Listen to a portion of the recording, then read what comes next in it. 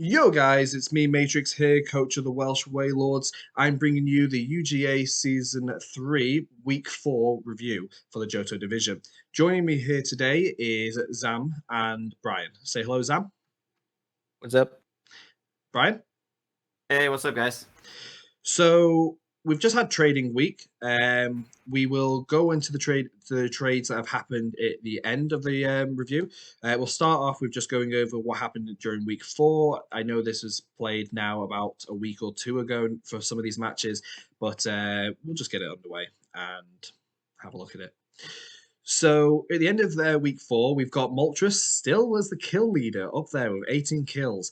Only just behind is Zapdos, and the only reason being is even though they're tied on 18 kills, Moltres has less deaths. Weird.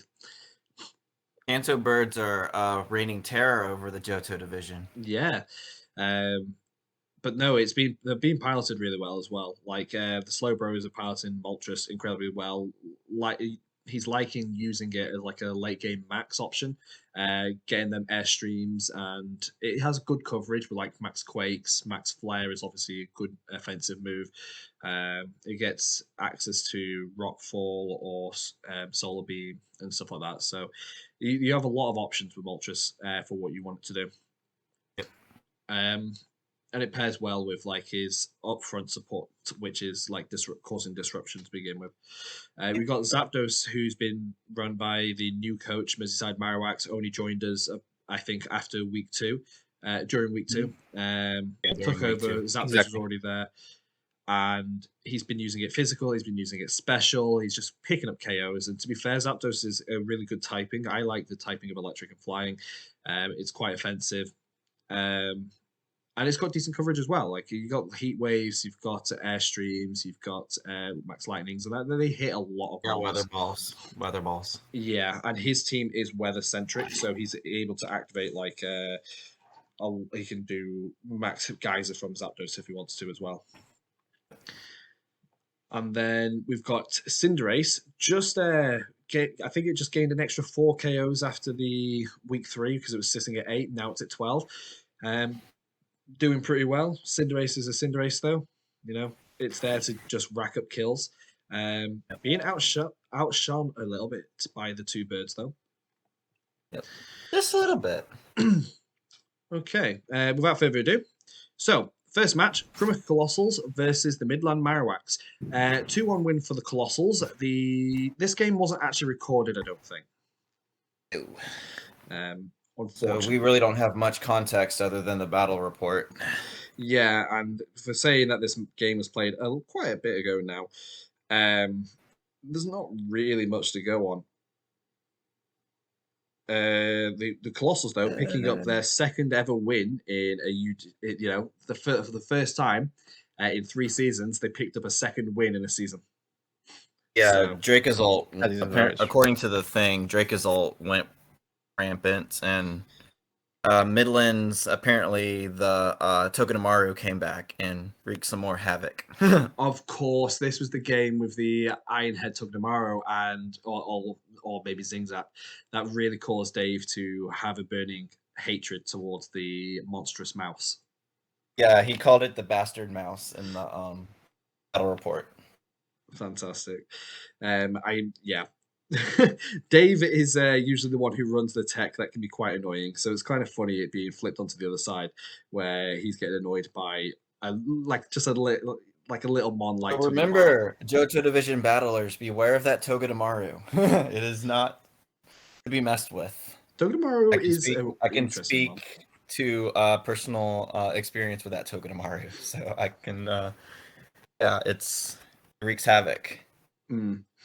I feel like Togedemaru is an interesting mon. It can either, it doesn't really, it's not a good mon inherently, but it seems to be doing well for the Marowaks, which is really nice. Maybe it's also a little bit of maybe in my matchup and in Dave's matchup, it was really good. Like I could imagine it was Volt Absorb. I mean not Volt Absorb, but Lightning Rod. Against me, it was 30, but I imagine it could have been Lightning Rod with Dracozolt there. Could have been. Yeah. not much else to say really about that game because we haven't got any video evidence. So we'll just move on to the Pacific Slowbros. A 2-0 win versus the Old English Eiscues. Two VDL rivals coming over from one of the other draft leagues I'm a part of. Otto is just dominant. He really is. 2-0 win. The Eiscues, the Eiscues plan was to lead Dusknoir and I don't remember what else he was supporting, but to make it appear as if he was going for Trick Room and to just catch the Slowbros by surprise and go for an offensive max Dusknoir. Now, that's a decent strategy. The only issue is that the strategy the Slowbros prepped for was to not counter, but to waste the Trick Room turns of the Eiscues or to set up in face-off because he had no way of really denying the Trick Room. And this kind of played to the Eiscues' disadvantage a bit because the Slowbros brought the double sub lead. And on one hand, that's great for countering the Trick Room because if it means, well, not so much countering, but dealing with better because you're getting the sub up as the opponent's setting the Trick Room, which means that they're able to still survive a turn, inside Trick Room. But this was even worse because the Eiscues ended up wasting their max turns and it really just allowed the whole momentum. They just never really got a good momentum going. Maxing maybe prematurely, especially in game 2. Trying to get that KO on that Dragapult, which again showed us it had substitute as well. So it was like 3 or 4 mons that the Slowbros had that had 3, maybe both protect and substitute. Really frustrating for the Eiscues to play against. I watched the match personally, and I could hear Gurt just going absolutely bonkers in the first game, especially. Like he was so annoyed of this double sub setup, and then to add more salt to the wound, there was also protect. I think on either both or just Coco, but the frustration was really getting into him right in the beginning of the game. For sure. It's actually something I'd never even thought of. Like I know that you can use substitute to stall out an opponent's max. I've done that a few times in like some singles online, just using sub to stall the maxes. But doing it to set up for Trick Room is actually kind of an interesting strategy that the Slowbros came up with. And I kind of like that idea to be able to stall out the Trick Room a little bit better, especially if you can't deal with stopping the Trick Room from going up. So and then protect and substitute are a good combination. They're used a lot during Series 10 with like Zacian builds. A lot of Zacian builds ran like fighting, a steal, and then like substitute and protect. So it's a good way to stall out and keep you safe for a couple of turns. Yeah, exactly. I think that comes from the fact that both these two players are coming off the back of the Series 10 draft league, and the Eiscues have developed their playstyle a lot to be a bit more controlled and waiting, as they are a singles player as well. So they're very used to like countering through switches, controlling the pace of the game, defensively pivoting. Wherefore the Slowbros have learned to not be so aggressive like with turn 1 maxes and stuff. They'd been a lot more disruptive, more control, hitting up hard with their non-max mons such as Tapu Koko and stuff like that, and then saving their max turns for later on in the game. Just drawing the game out a little bit longer than just going with opposing some of the other playstyles, which is super offensive, hyper aggression, which we see from Crizzle a lot of the time, maxing turn 1, doing as much power, much damage as possible. It's two different styles of play, and the Slowbros just were able to just completely mitigate the Eiscues plan. Yep. So yeah, really annoying. I know the Gurt is still a little bit salty, but still sore one for that after that match. But no, good win for the Slowbros, keeping it up there 4-0 win, 4-0 at the moment, going into the halfway point. We move on to the Milwaukee Xerneas versus the Somerville Scraggies. I don't believe I've actually watched this game. Brian, you know a little bit more about this one?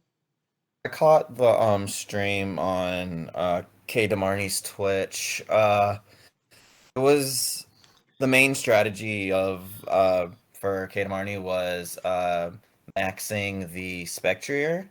I think pairing it, I believe it was paired with like a fake tears Lipard, and it would just he would basically just spam those max Phantasm. Max Phantasms. A couple of times Tyler was able to switch in his Snorlax into the slot that was being targeted by the Max Phantasm, but he would do a whole bunch of switches, so like maybe like 3 or 4 turns in a row, he only got to attack once, where on the other side of the field, Katamari was attacking twice, so Yeah. it was just a really big pressure game set from Katamari, and it was something that unfortunately Tyler couldn't really get around. Yeah, and this is what I'm saying. Like, this is a very aggressive, very offensive play style. Straight out of the gate, doing as much damage as you can, trying to get that snowball rolling. It's really interesting seeing this type of matchup because the Fear Xerneas, the Milwaukee Xerneas team is possibly one of the most upfront offensive teams across the league, across the Johto division. And it's going up against the Somerville Scraggies, which, in my opinion, is possibly one of the most defensive. So you've got this huge force and the immovable object, and it seems to be that the Xerneas was just too much for the Somerville Scraggies' defensive capabilities. Yeah.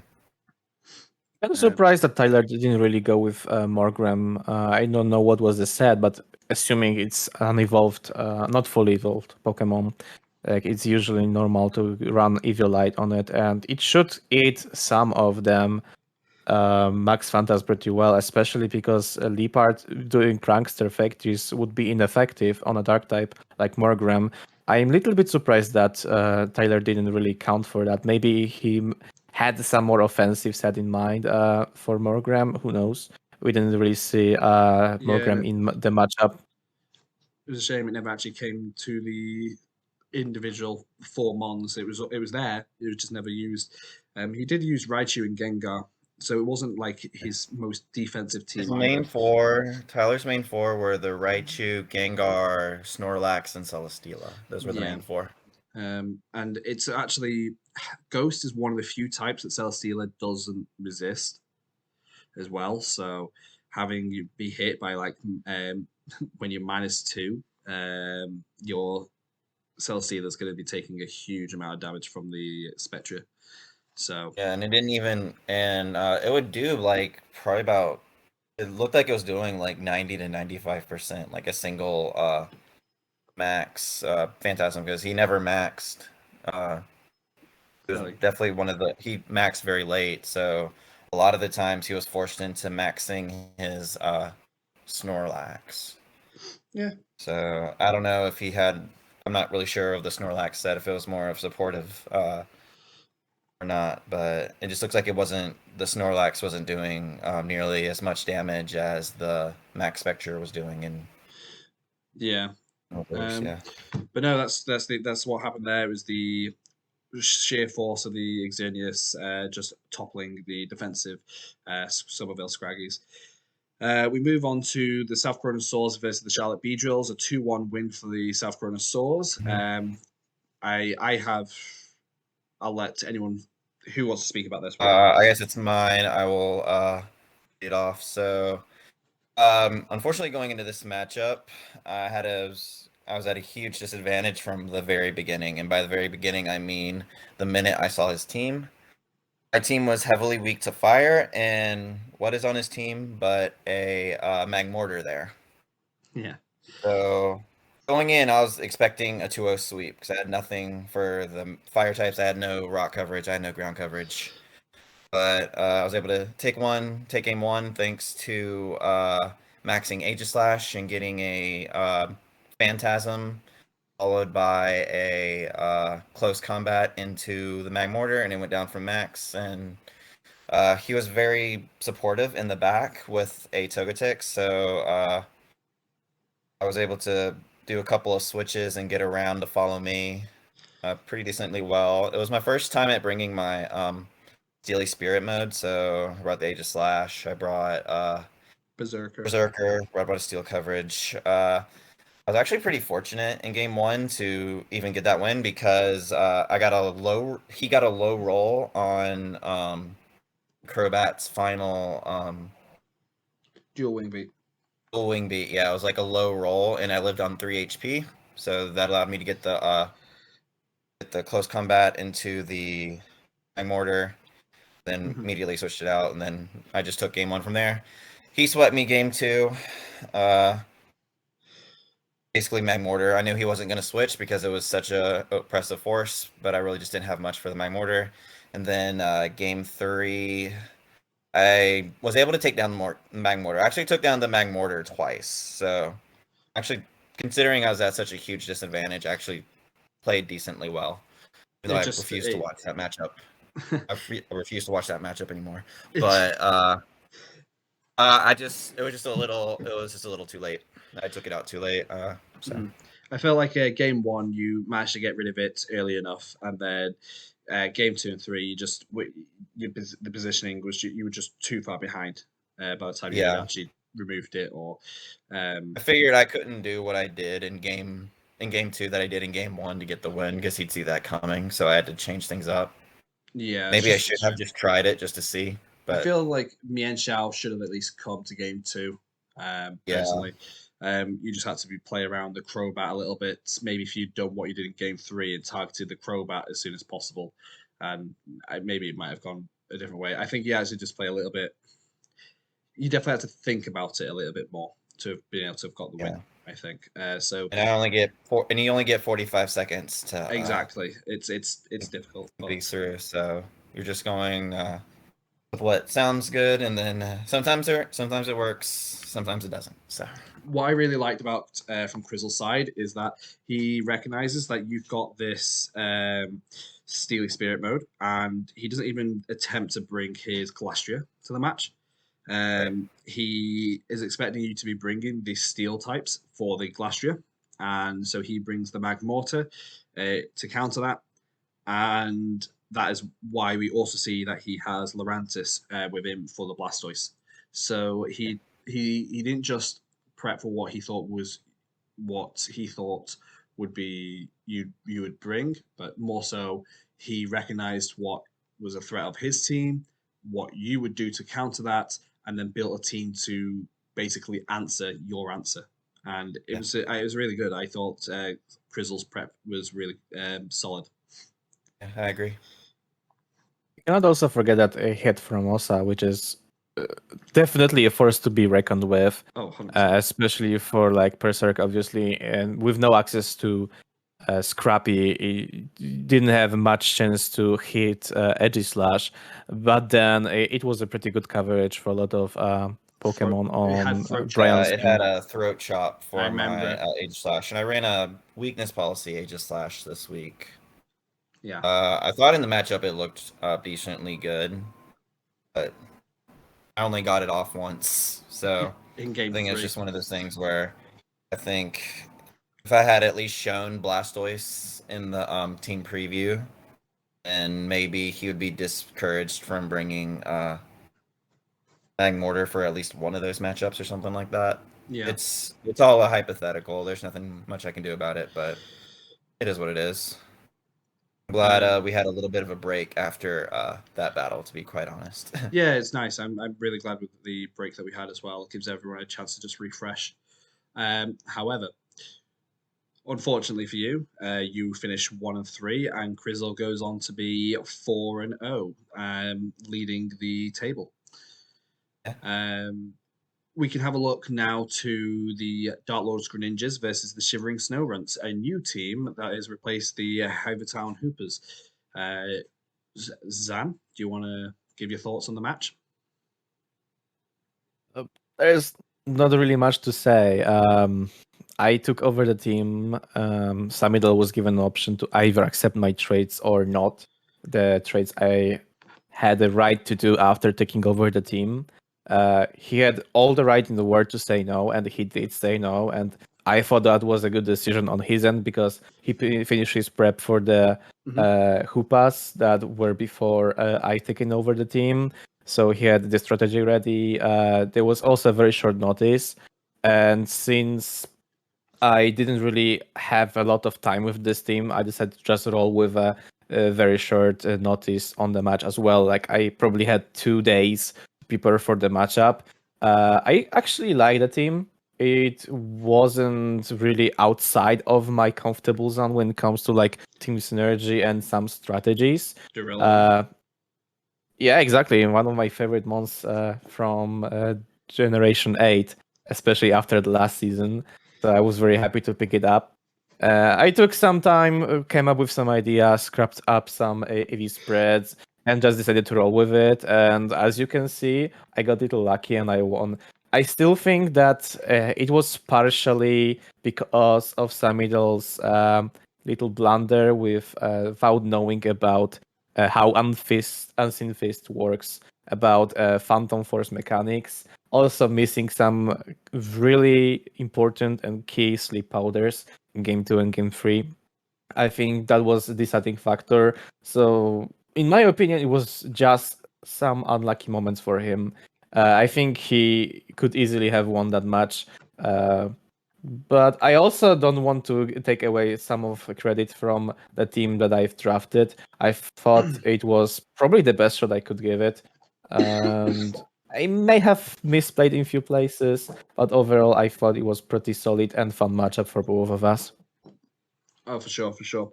If people who may not know, the Unseen Fist that comes from both of the Dark and the Water Urshifu basically mean that any contact moves go through Protect. And then Shadow Force is a Ghost type move that's a 2-turn move, and it also goes through Protect. It's not very well spread out, even amongst Ghost types. So maybe he just hadn't seen it. I was surprised. I didn't even realize. I wouldn't even thought of like. I'm guessing it's Mimikyu that used Phantom Force. Yeah. Yes, exactly. But I wouldn't even have thought of like Mimikyu getting Phantom Force. Like it's not really a move I usually see on it. Like maybe Shadow Claw and Shadow Sneak as its Ghost type moves. But that's a pretty decent piece of tech. The only times I've ever seen Phantom Force used is on a physical Dragapult set on ladder, or I've seen it on Trevenant / Phantom a few times. Yeah, I used Phantom with Phantom Force during our little tournament. I also used Dragapult with Phantom Force in like early seasons in VGC.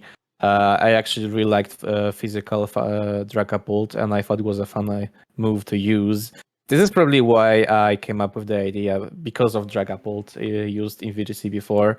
Also, the fact that Mimikyu being quite fast, I was able to dodge one max move with just being in the Phantom Force state. It was also a very nice tech to bring. And yeah, it goes through Protect. So that now knowing that Samida likes to protect a lot, because before the matchup I wasn't really aware. That was actually the perfect counter for his playstyle. Yeah, no, the thing with Phantom Force, that is a lesser known thing. Obviously, Urshifu is known for going through protects, but it was a good piece of tech that you'd brought with you unknowingly. But yeah, that was the match. I mean, take over and you win a game. That's the only game you've played so far, isn't it? Exactly. Yeah, and the Greninjas took their third loss. However, they did manage to pick up a win during their makeup match from week 3. They did get a win versus the Midland Marowaks, I believe.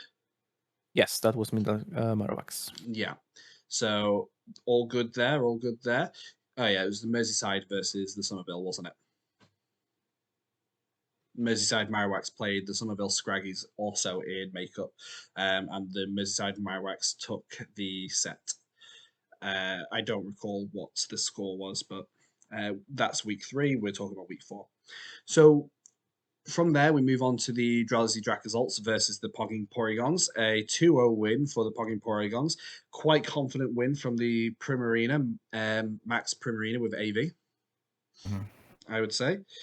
I feel like game 1 was pretty close. It was pretty back and forth. It was difficult for the Dracosalts, obviously.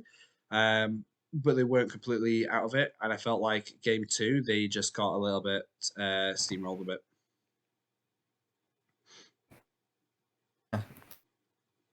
Yeah, I just remember definitely the Primarina being the main force there for the Pogging Porygons team that week, and Masenko tilting quite a little bit. Yeah, he got 2 KOs in game 1 with Primarina and Meowstic. Just took a little bit too long to remove the 2 Mons. Obviously, the Porygons played a bit of a switching game here and there with the Obstagoon. But then after removing the Primarina and the Meowstic, he was left facing a Cinderace and Obstagoon with just his Weezing, and they just weren't enough. The Weezing just wasn't enough. I feel like one of the issues as well is that when you look at the team report, you see that the opponent's got like Primarina, Fungus, Obstagoon is pretty offensive, really, and Aerodactyl, which has got high attack. And then you've got the Dragosalts, which have brought Roserade, Toxicroak, Sharpedo, some real frail mons being brought. They were just getting one shot after one shot after one shot. Yeah. So I feel like maybe the Dragosalts team was a little bit too frail going into a matchup that had quite an offensive tier 1 and 2s, Primarina and Cinderace. And then having that Assault Vest on the Primarina just meant that it was taking so long to just get the KOs. Yeah. I would agree. But that's fine. The Dragosalts have had a complete rework, which we'll get into in a bit.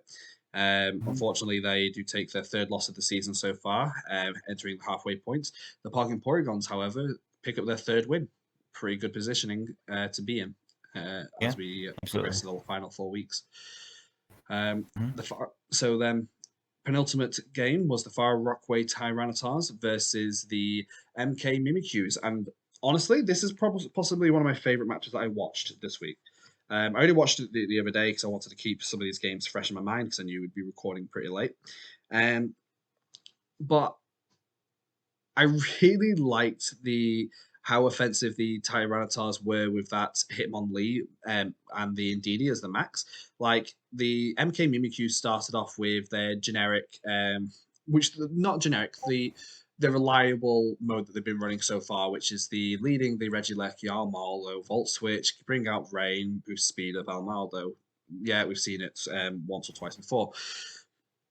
What I really liked is that the Tyrannotars maxed the Hitmonlee and just went for an Airstream. And that's really good because of Almaldo is not the fastest mon anyway. You got the Unburden proc from the Hitmonlee. Obviously, the Hitmonlee was EV to be able to live a couple hits. And you get the Airstream off onto the Almaldo, boost the speed of Indeedee, and it looked like Indeedee was, I would argue, could have been Specs for all I could tell. It was doing big special attack damage with the expanding force, and it just blew the MK Mimikyus out of the way. Like, it just too much speed and too much damage coming at them. And I would argue that it was actually the Indeedee that was doing the most there. I would say Indeedee had the most kills actually in the matchup from Lucian's side. 4 kills comparing to 1 from Hitmonlee, 1 from Blacephalon, sorry, and 1 from Gudra. And in my opinion, the Indeedee was the MVP from Lucian's side of the things. I absolutely love the usage. The fact that he put some speed on it as well to outspeed some of the mons, it was just such a good synergy with Hitmonlee. It was just complementing each other so well. Absolutely my favorite tech from this week. It was very unexpected as well. Like, you see Indeedee plus Hitmonlee, and you don't expect the Hitmonlee to just max in front of you. You maybe expect a close combat or something, or a fake out into the Regieleki, but you don't expect it to just. I would have loved to have seen what the Mimikyus were like when it just sees Hitmonlee to start to max, and I'm like, oh, okay, that is not going to plan. I mean, I wouldn't expect fake out from Hitmonlee next to the Indeedee, that's sure. Yeah. I understand that, but you wouldn't expect it to do what happened. And then game 2, the way that the MK Mimikyus just brought out their secondary mode with the weakness policy to Serena plus the Alchemy with the Decorate. Yeah, sorry. And just how offensive that was, and I look at it and I go, yeah, that makes a lot of sense. Like, he's just been using a fighting type as his max. Serena gets stuff like Airstream, Degleam, Ice, grass, not Declean, play rough. Play rough. So having that as an answer to that mode is pretty decent, especially if you're going to be just decorating. Like, it's really offensive. But obviously the Tyranitar's brought a different mode for their game too. I believe it was Raikou plus I don't remember. Gudra, maybe? I think it was Gudra, yes. Yeah, Or Raikou Hitmonlee in Gudra. the up front. Yeah, I think they led Raikou Gudra because he went for a Howell. And Yes, that was the play. yeah, and the Gudra just kind of got yeeted a little bit. I don't fully remember. I think the Raikou managed to get the Howl off. Gudra maxed or something, didn't do a lot of damage. And then you get the following turn where I know there's a crit somewhere. I don't fully remember what happened. It was something like the first turn, they both maxed. The Serena was maxed, the Gudra was maxed, Raikou went for Hole. Obviously, Alchemy was decorating. Serena went for some kind of offense. I think it was Max Starfall. It wasn't Max Starfall. It couldn't be. I think it was a Max grass move. Sorry, I forgot. Overgrowth. There we go. Going into Raikou, and then Raikou next turn just scolded into Serena, burning Serena, and then the crit happened going into the Gudra the same turn. Yeah. Which brought Gudra into range of the Dazzling Gleam from the Alchemy, which is now up to speed. Yeah, I remember that. I thought that was very. Yeah, you could argue the Scold was a lucky burn, but it was obviously fishing for that burn. It was sacrificing damage to try and get that burn, because it's a resisted move.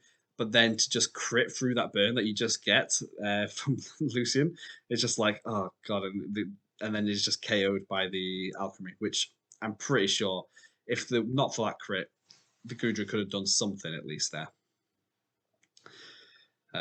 But yeah, so it might have been Max Airstream the first turn. My bad. Yeah, I think it was Max Airstream, so the Alchemy was outspeeding Gudra. Yeah.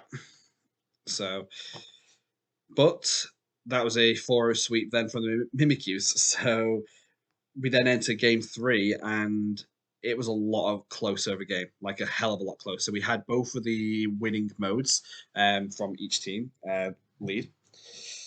So we had the Tyranitar's lead, the Hitmonlee and the Indeedee, and we had the Serena Alchemy lead, both maxing off the bat. We then learned that the Serena is weakness policy, I believe, and which I kind of expected as well, to be honest. I kind of anticipated a weakness policy Serena. I don't know why. It just felt right. And then it gets to a point in the end game where I don't remember the full details, but if Lucian had predicted the protect from the Amon on the opposing side of the field, and it attacked the Alchemy that turn, then he could have got the Alchemy chipped enough to a point that the Gudra could have killed it before the in the end game, before the Alchemy KO'd the Gudra. So like if you'd got a Steel Spike or something off earlier. It was really close. It literally came down to Alchemy versus Gudra in the end, and the Alchemy was just doing enough damage to be able to hit KO the Gudra from whatever health it was on. So I really like the game. I thought it was really tense. You had really offensive showing outings for both teams, and then they come to a head, and it was a close battle for the third game. In my mind, it was definitely the game of the week. Like both sides showed very good prep and interesting solutions to some weaknesses, to some gaps in both team weaknesses. And if not for that burn in the second game, it could have been easily 2-0 for Tyranitar's. But the fact that we got that KO, it just made the game more interesting, which came up to be a great showdown. Yeah, that crit definitely helped the Mimikyus in that game too. But who knows? Who knows? Really good game. Really enjoyed watching that one, to be honest. And we finish off the week with results with the Merseyside Marowaks versus the Trenton Typhlosions. A 2-0 win for the Marowaks. Since joining, the Marowaks haven't even lost a game yet. The only loss on the team's record is from the previous coach. They're currently 3-0. Their personal record is 3-0, even though the actual team record is 3-1. So they're doing really well coming in this season. Picked up a team, made a few trades, 5 trades they made to the team, and yeah, it's been going really well. He's been playing. They've completely changed up the original team. They've made a whole bunch of trades with their 5 that they were guaranteed, and then a lot in the trade week as well. And they've got quite the team for opponents to prep for. It's definitely pretty fun. We have a powerhouse of the Zapdos. Like since HG Jedi took over the team, like Zapdos 7 kills week 2. Week 3, 5 kills. Week 4, 6 kills. Like it's Zapdos is almost unstoppable with proper synergy in the team. Like, you can see it really clearly. Like it's picking kills left and right. It's also hard because the opponents are having to prep not only for like the Zapdos and the weather modes, but like he's also got this Kabalion Sneasel and it's all Weavile, and it's really difficult to. It is Weavile, isn't it? It's to his advantage because as opponents, we have to prep for pretty much everything that he could possibly bring. Yeah. And then if you invest too much in one of his modes that he has, but it doesn't even come, then that could possibly leave an opening for a Pokemon like Zapdos to take advantage of it. And I think it comes down to the fact that the leads are so you have to be able to predict what he's going to want to lead, because if he leads Beat Up, that kind of requires a different answer to Fake Tears with Zapdos, or Weather Mode plus like Clef Key plus Rain Dance or Sunny Day for his what was Poliwrath, now is Mantine. So it's definitely takes you really have to predict well what he's going to lead. Otherwise, I feel like you could be in a position where you just get swept by whatever he's got. Yeah. It's a kind of the same situation with Samidel. When I was prepping for his team, I could see many modes in his team. Like you have Gyarados plus Manectric, which is kind of obvious pair. You have Torkoal with Venusaur, which is obvious chlorophyll setup with like so-called Venucall pairing. Then we have Justified mode with Sneasel and Gallade. Like there are so many mods you need to be prepared for, or to either counter or just to nullify this synergy enough to disrupt his strategy so you can come up with yours.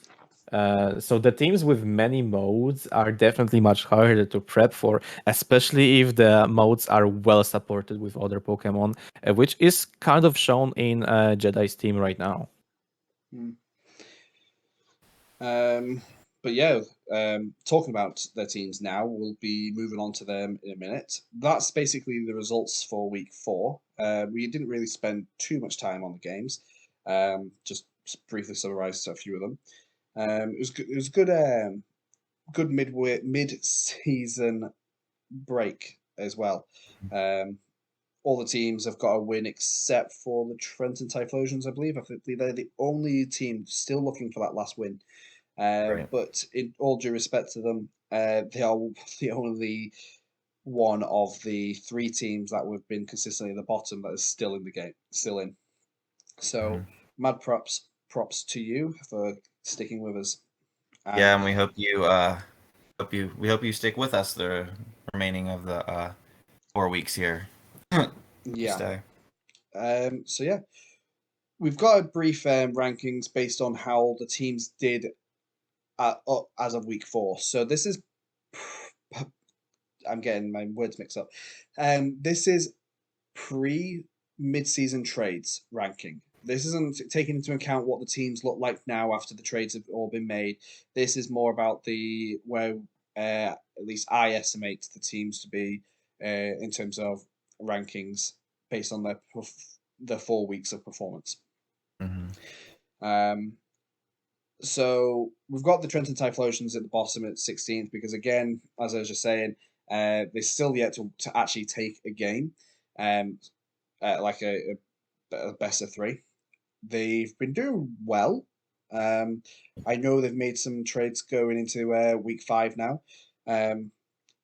I will have to really look at the team in a minute to be able to tell you what I think. But no, they've had some good games. I remember them having good games against Masenko. They took a game off the Slow Bros. So I feel like if they keep at it, they'll definitely come home with at least maybe 1, maybe 2 more wins. 1 or 2 wins yet to see from them. Yeah, definitely possible. At 15th, I've got the Dark Lords Greninjas, just basically because they just seem to be. They do have their win. They have their win. Who was their win against again? That was Midland. Dunakin, Midland Marowaks. Yeah, the Midland Marowaks. Dunakin and the Midland Marowaks. Oh yeah, that was just the makeup one, wasn't it? Yeah, Yes. that was a makeup. Yes, where the Marowaks made a funny mistake. So I think that they've been doing okay, but they're just missing the mark a little bit in terms of results. For quite a strong team with a lot of different modes, I think they're just still struggling to just find their footing with the team. But I'm sure once they've got that footing going and just get a little bit more, not to say confident, but a lot more well versed in how their team needs to be played, then I'm sure we could still see a couple more wins coming out of them. They're quite a threatening team, is what I'm trying to say. Right. The team composition is good. It's just falling a little bit short in performance. That's all. Yeah, and he's had some really hard matchups too. I think he had the hardest front end of the schedule by far. He's had teams like Pacific Slow Bros. Did he have the South Chronosaurs? I believe he did. Yes, the first week was against Soars, the second one's against Slow Bros. Yeah, so that was definitely a rough beginning. Who was his last game? I think maybe it was the Eiscues. So he's played the Soars and the Slow Bros, which are his opening 2 games, 2 of the strongest teams in the league at the moment. He's then took a game off the Midland Marowaks, which I would say is quite a middling team at the moment, and then just lost out to UGA, as you've taken over the team. Okay, that's it. Yeah. So yeah, I'm sure you can you'll have a lot better later half of the season. I know you sure did last season. You beat me. That was fun. So, Shivering Snow Runts, we haven't really seen much of you yet. You managed to get a win against the Dark Lords Greninjas. The team you inherited was winless anyway. So, I'm hoping to see a lot more out of you yet before we can really give you a good, solid ranking. I do hope so. The Drowsy Dracosalts have dropped all the way to 13th. They had a less than stellar performance versus the Porygons last week. I'm sure he's made a load of trades now that will shake up the way he plays the last 4 weeks. Hopefully he'll come back with another 2 wins or so, maybe go for a playoff run and get into playoffs. Charlotte Beedrills, you've had some solid games, really, really close games, games that you're just missing out on. You're literally taking a game every week as well. So I'm pretty sure all 3 of your losses have been 2-1s as well. Yes. No, all 4 of my games have been 2-1s. Yeah. I won one of them 2-1, and I lost 3 of them 2-1. So yeah. But I was in all of them, and it's kind of how I was at the end of last season. Took a lot of consecutive 1-2 losses, but taking a game and all of those kept me in the playoff position going into the final week. So I'm hoping that's kind of an omen to where I can get on a good enough run and have a better shot, because I'm currently like the best, like in the standings wise, I'm like the best 1-3 team that there is, yes, and I'm only like 4 spots out, only like 3 spots out of playoffs. So it's actually incredibly close between 5th and 15th. There's literally from 5th to 15th in these standings, it's a 2-win, 2-2 versus 1-3. So you've got a whole 10 positions that can just fluctuate on the week. Yes, absolutely. We've got a very tough division this season. I'm looking forward to what my team can do. Mm-hmm. Midland Marowaks are in 11th, the lowest of the 2-2 teams. They've had a good run. Just fallen a little bit, they're just not consistent with some of their wins. They took a win against one of the lower ranked teams early on in the season, which I think was your team, Zam, that you've taken over. Then, That is true. That is true. and then he managed to get a good win versus who was it he just won against? He won against Dave with The Colossals. Yeah. with the Let me Colossals. check that. Oh, did he? Did he? Yeah, he beat Dave. Oh, he beat Dave. Yeah. Then I've made the mistake The here on this bastard screen. mouse. Yes, I made the a mistake bastard on this mouse. screen here. Yep. Just going back to it. It did look a little bit weird. The Marowaks actually won versus the Crymych Colossals. That's my mistake. I just input the results wrong here. Yeah. I was just thinking, did I do that right? No, I didn't. So yeah, I Midland Marowaks. thought that Dave lost. Yep, my bad. I'll take that one. The Crymych Colossals are up in 10th. I genuinely believe the Midland Marowaks and Crymych Colossals are equal on grounds of where they're placed. I wouldn't really be able to tell which one's better than the other one at the moment. I just think that the Colossals have the better team, even though that they lost against the Marowaks in head-to-head. Both teams could easily get into playoffs in these last 4 weeks as well, so we'll see how that goes. 9th, we've got the Old English Eiscues. Again, pretty tied with the Somerville Scraggies, in my opinion. Somerville Scraggies did come out on top of the Eiscues in their recent match. The only reason why I think the Eiscues are a little bit below is because, yeah, they lost to the Slowbros. Yes, they lost to the Scraggies, but they did take a solid win against the Pog and Porygons earlier on. And I'm failing to remember exactly who else they've played. In the first week they played Miami. Yeah. Exactly. So one of the weaker teams that they won against. So I think the Eiscues are still in flux as to how their season's going to perform. I think they're still in that tipping point where it's like, is it going to go better? Is it going to go worse? I think their trade that they made might just help them a little bit. It's very on a pendulum at the moment. And I feel like the same can be said for some of those Scraggies. The only difference is that the Scraggies do have a really defensive team that they've been using up to this point. Celestial is just super strong. I'm actually kind of surprised that he's taken 2 losses already with the team. But we will see how that pans out for the future weeks. So moving into the top 7, I really like the MK Mimikyus. They've been getting some really good wins recently. That win against, and again, yes, I might just have them below the Far Rockaway Tyrannotars. But honestly, those two teams could have gone either way. I believe I had the Tyrannotars up above the MK Mimikyus prior to the last rankings. So I still believe the Tyrannotars have the stronger team, even though the MK Mimikyus are fast proving me wrong. They've got a really solid mode with that rain mode, and they've proven that they're more than adept to change to a more creative set with that Serena. So yeah, we got the Tyrannotars at number 6. Really creative plays, really unpredictable player. Even though it's a little bit ground weak, it's still going strong, I believe. The 2 games he's lost as well have been fairly close. So yeah, I think Lucian is a setting for the playoffs if he just plays like Lucian plays.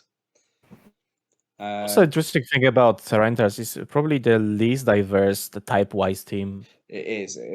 It's a very samey team, like I like to call it, same. The Xerneas are in 5th. They've got a super hyper-offensive team. They've started to pick up some wins again now, which is really good, showing their really offensive capabilities and why they're such a threat. The Pog and Porygons are in 4th because they are one of the only 3-1 teams. They've won 3 games. They're really disruptive, really offensive when they want to be. Only taking that 1 loss to the Eiscues in that week 2. So week 3.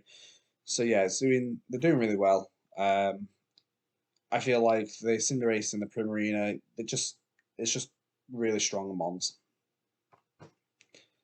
Merseyside Marowaks I put as 3rd, and it's quite a jump up from where they originally were, but it's because they've had 3 wins now, back to back. They haven't actually, they've still yet to get a player loss, so they've come into the season, taken over the team. That's not even a team they've drafted. They've made a full amount of changes now, going to week 5. So we'll see how those changes impact his positioning in future weeks. But for the moment, he's going pretty strong. So 3rd felt like a good place to be, just placing him at the moment. And then our top 2, Slowbros and the Venusaurs, the South Korean Saws. Honestly, they could be either positioning. They could be one or the other. I just feel like the South Korean Saws have been a little bit harder to stop in some of their games, like just really dominant wins. Even though this week it was a 2-1 for the South Korean Saws and a 2-0 for the Pacific Slowbros. We had the flip the week before, so they could easily be either one could be on top. I just don't see a reason to move one down. You can justify either one of them being 1 or 2, and I think it would be fair. Yeah, so we just left the South Korean Saws at the top, as that's who was at the top as of the last week. And there wasn't really a reasoning from this last week as to why they should move down, because even though it was a 2-1 win, their prep showed that they were really prepared.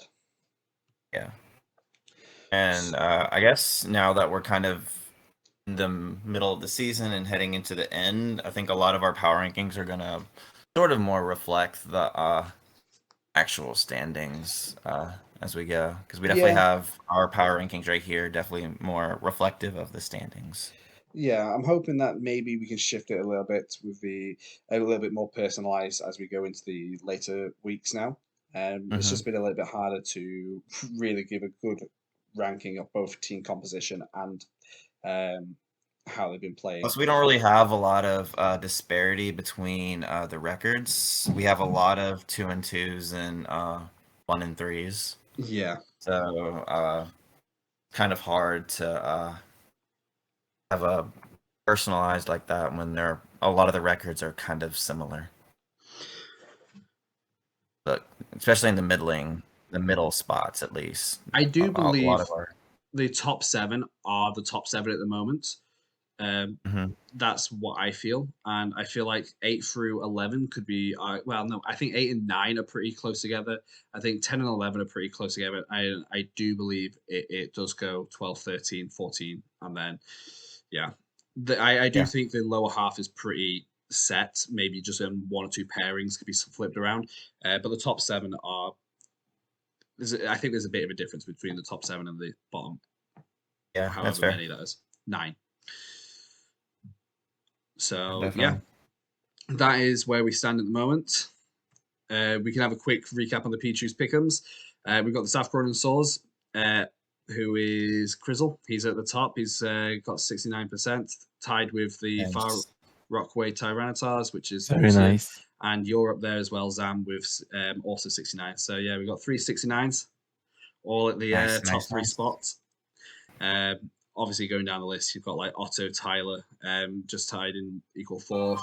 Myself, Samadel, and Dave are in equal 6th, and then you've got Gurt and Yasha in 9th with 59%. This last week, though, week 4, had a lot of upsets of predictions. That is very true. Which really threw all the predictions out of whack a little bit. Yeah. Some real good games this last week. But yeah, that's the end of the weekly recap section. We will jump into the trades in a few moments. But yeah, good job to everyone who's been playing. And I'm wishing you all the best of luck going into week 5. So let's just see if we will move straight on to it.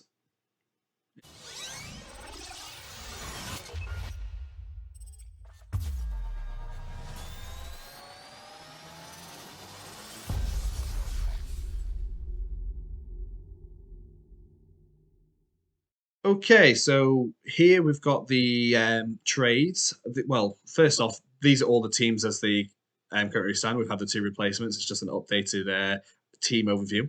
We've got the Shivering Snow Runts joining and the Merseyside Marowaks. We've got 2 Alola Marowak teams. I find that hilarious. And even better is that they actually face each other this week. So that'll be pretty hype. Loser has to change their name to the Cubones. Oh dear. So yeah, we'll just start off with basically having a look at the teams, what they were like prior to the trades, and then we'll just have a look at the teams with the new trades. We'll give our thoughts on them. We're not going to be doing any rankings or anything. I'm still using the exact same sheets that I used for the initial post-draft review, so you might see our old scores on there, but they're not reflecting what we think of the teams as they currently stand. We'll just give a thought of our opinions on what the trades were made and whether we think like are they good, are they bad, could they have been better, what we think they could provide for the team, and just such like that. So it's a little bit more subjective than anything else. But yeah, we'll start with the Crymych Colossals. As you can see here, this is mostly what they had prior to the trading week. Obviously, they got Dubwool on the team, and they had the Mawile on the team over the coughing. But you can mostly see that he used to have the Shiinotic and the Gardevoir. These are the 2 mons that he had on his team going into the trading week, and now his team's been updated with Mashana and Hippopotas. Personally, I like the trades that were made. Same. The Hippopotas has the access to the Sandstream, which he didn't really have a way of using a Sand Force. I mean, Sand Rush Dracozolt, so that adds a little wrinkle to his team. And then the Musharna works as kind of a bulkier Trick Room setter. He's got a decent Trick Room mode. I think he has a way of using Trick Room on his team, so... I like the Mashana for some alternate speed control. Like, he's already got a fast mode with the Drift Blade with Tailwind, but you can realistically run Lapras inside a Trick Room. And I think that's a really nice way to just... it's definitely a bulkier mon. Mashana itself, I just really like Mashana. It was my first Trick Room set I ever used in a draft before I got onto Aromatisse. But Mashana could be really good. And what's really cool is that you can run Weakness Policy Lapras next to Mashana inside Trick Room, and then use Rock Tomb with Mashana to activate the Weakness Policy on Lapras, as well as slowing it down for Trick Room usage. Exactly, yeah. So that's a really cool tech that could be run there. I also like Hippopotas with the Dracozolt, as I say, because it just gives that extra mode. So I feel like he's removed some unnecessary mons like a second Grass type, in Shiinotic, which he wasn't really going to be bringing to many matches because of Rillaboom, and got rid of his Frail Gardevoir, which he already has a Fairy type as well in Mawile. So I know Mawile's not the best Fairy type in the world, but it was doubled up in types, and Mashana is a better Trick Room mon than Gardevoir, and is a lot bulkier. Yep. So yeah, Zam, do you think this scene? What do you think? I really like the doubling on the Intimidate. He can bring either Mawile or the Toracat, so he has many options. The bringing of the Hippopotas really complements the Dracozolt, which is kind of an ace, and I absolutely don't mind that. I love that Pokemon, and I'm really happy for it to being used more. So it's definitely helping his synergy a lot more. I think Mawile is still a little underrated in many occasions. Obviously, it's a pretty frail, but the typing is absolutely amazing. It nullifies many weaknesses. Of course, the fact that it's also a fairy type doesn't really help a lot for the steel, usually, but it's still a very interesting typing. I am waiting to see Assault Vest Mawile coming in some matches. I think it's something that Dave would do if he sees any usage for that. And as I mentioned before, Intimidate is just such a great ability. So Yeah, and again, Musharna, very, very good Trick Room setter, which can work with many mons in his team. One of my favorite things as well is Hippopotas is a threat. I know he might be competing with Eviolite for Torracat sometimes, but it's not like you're going to be bringing both of them to the same match. Hippopotas is really annoying. It's bulky. It can, with Eviolite, it can yawn and just be annoying. It can just fire off random fishes, which means you are having to take focus off of whatever mon is max and actually have to remove the Hippopotas because it's like it could be removing some of your mons and you don't want that. I just think it's one of the better low tier weather setters. Like I think it's so much better than like the Vulpix and that's in there. So and if you want to, you could also with the Hippopotas roar or whirlwind away a potential Trick Room or Trick Room on, or if he doesn't want to play in Trick Room, or he could roar away something that has like a Swords Dance boost or something like that. So and it has reliable recovery and slack off, so it's decent. It's a good mod. I think it's a good mod. Good low tier pick. yeah, so yeah, good pick, Dave. So we have a quick look over now to the Charlotte Beedrills. Yourself there, Brian. Yes. You've got here is pretty much the exact team that you drafted. Yeah. If I'm not mistaken. Yeah, I didn't make any trades during the 24-hour grace period, so that's the exact team that I drafted. Yeah. So this is the team that you had. However, now you've removed the Thwackey, the Articuno, and the Guzzlord. And this is your new team. You have got the Guzzlord swapped out for the Crawdons, I believe. The Thwackey has been replaced by Exeggutor, and the Articuno you have dropped for the Noivern. Yes. So what that kind of does, well, the main thing I want to get rid of Thwackey because it wasn't it was anti-synergy with Max Cannonade. Yeah. Because I think the healing went first and then the Cannonade, so it could have put some things out of Cannonade range for the KO, so it wasn't really working very well with that. And the Articuno pick basically split into the Alolan Exeggutor and the Wyvern, because Articuno was kind of my only answer or a use of Trick Room or Tailwind, and so I've split that up with my Tailwind user being the much faster Noivern and my Trick Room user being the much slower Alolan Exeggutor. So I think I have a more reliable Trick Room and Tailwind mode on my team now. And then I just like Crawdon as another setup threat. It's got both the Swords Dance and the Dragon Dance, and it also has adaptability. So yeah, Crawdon's not too bad paired with Clefable. I appreciate the reason for wanting to split your Trick Room and Tailwind modes to slower and faster mons. Only issue I have is that you've split them into mons that can be covered for with one type, which is ice. I know you say that type thing. I'm just saying in generic team, take out whatever your matchups are. It is a little bit of a glaring weakness, like both forms of speed control are 4 times weak to ice. I know you have Steely Spirit mode. I know you have Rapidash, Blastoise, and Crawdont. It's just something to be aware of. Yeah. Which I know you are. Absolutely. It's a good job that you do have them on like Miltank with Thick Fat, which is a nice switch in for like Freeze Dry.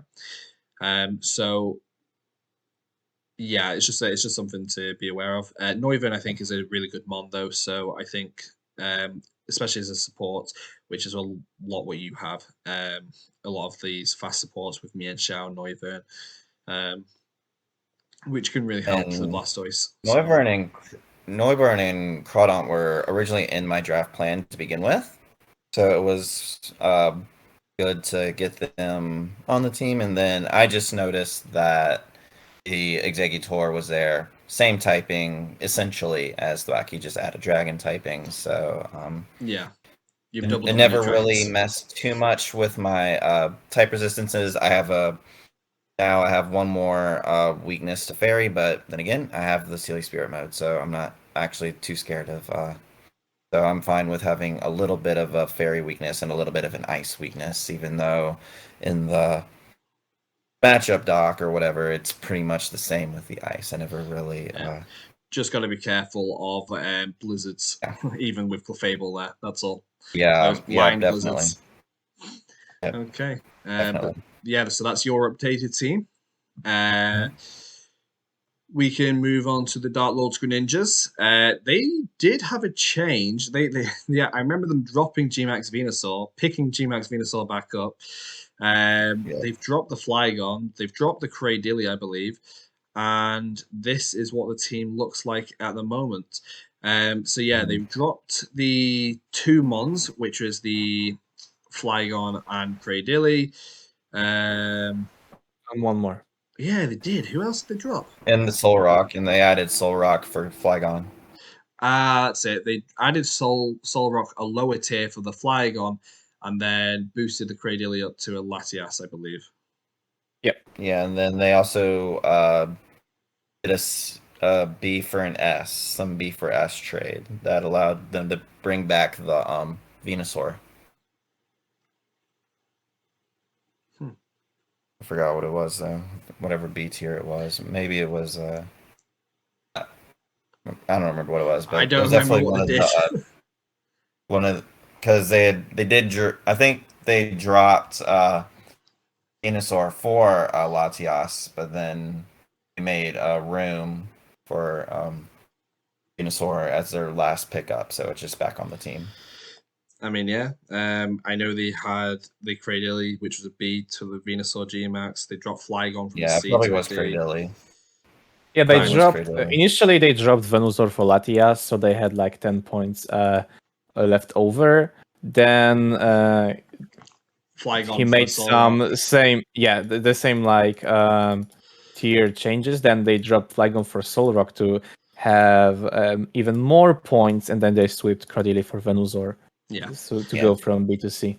Personally, I like the addition of Latias to the team. I feel like it's a better addition than what Cradily was doing, and I think it's better than what Flygon was doing for the team. It's a better Dragon type. Obviously, they lose a ground type mon for this team. I'm not sure how that works out for the type effectiveness, but it is nice that you don't have an ice type weakness or as big an ice type weakness with your dragon, as well as like Venusaur and Gyarados with freeze dry. I'm not a big fan of Soul Rock personally. I think it's a meh mon. I appreciate that it's another Trick Room setter type thing if they want it. It can do. It's got Levitate as well, so it's another immunity to ground. Yeah, that's true. I think it's mainly there because it fit a niche he had, but he probably just wanted the free points so he could get back the Venusaur. I do think it's going to be one of the mons he brings least, but I think the value that Latias can bring as a supportive mon or offensive if he wants to, because you can still do like Shadow Sneak with Galley with weakness policy Latias, which I like, adding that new psychic type to his team. So I do think, and Ice Shard with Sneasel. So yeah, I do think Latias is an upgrade from Flygon. I'm just not sure if it's worth a Soul Rock. Maybe there was a better mod there, but it's fine. Yeah. I suppose we can move on. Yeah, I'm not gonna. Yeah, we'll just move on. So the South Coalossals, they did make a trade. I'm pretty sure they made a couple. I think it was Yeah, they made a couple. They removed the Dracloak. I know they were planning on doing big changes to the team, but I really like their team. To be honest, it's really upfront offensive. It's really hard to stop. But they've removed Pokemon dropped was Dracloak, Crocodile, and Lurantis, and Musharna, because Musharna went to another team. Of course, yeah. This team really did shake up more than I realized. They've also dropped the Octillery in a direct trade with you, didn't they? Exactly. We've traded for Kingler. So yeah, we got a more colourful team, if I might say. So he's picked up one of his mascots in Tyrantrum, which I believe was swapped with Lurantis, or Dragapult. Dragapult, Yeah. So traded. I think that's a good trade. I think that's a much better trade. I think Tyrantrum's definitely one of the better D tiers. It probably isn't a D tier. It's probably a C tier, but it never gets used and it's always underperforms. I actually think this is similar to how he picked up Darmanitan last season with his really good Tailwind mode. And this season again, he's got another good Tailwind mode with Crobat, and I think that's where Tyrantrum really excels, is when he's got solid speed control. Because Tyrantrum hits things hard, but often enough it doesn't live to actually hit those things hard. Yeah. So it's got the sturdy rock. It's got the sturdy, the rock head smash thing going. Yeah. Then even like with that near impossible tailwind to avoid with the Crobat, just a really good pairing. Yeah. He's got a Kingler as his water type, which okay. I think Octillery for Kingler. It depends on what you want to do. It's not too bad of a switch. Exeggutor being added as a Trick Room setter. I think he added that just so he could get a grass typing that wasn't Lurantis, maybe. Exeggutor is a nice mon. I think it's good. Maybe it's because if he feels like he could run it alongside the Magmortar better. Maybe he wanted to run Chlorophyll with the Magmortar as a max option. One does get Chlorophyll, I think. I think this one does get the Chlorophyll ability. Yeah, it does. So, like, maybe that's one of his reasons for it. Unsure. I do like the Bisharp pickup because of it kind of pressures opposing teams from not just bringing Intimidate to stop the Glastrier. Yeah. Which I think is really nice. And then obviously he's also traded for the Claydol, so he's actually made quite a few trades to the team, keeping only really the Porygon Z, the Magmortar, Glastrier, which are some of his harder carries through the season so far. Traded 6, kept 6, traded 5. I don't know. I think at a glance, it's a lot more colourful of a team. I kind of like it more.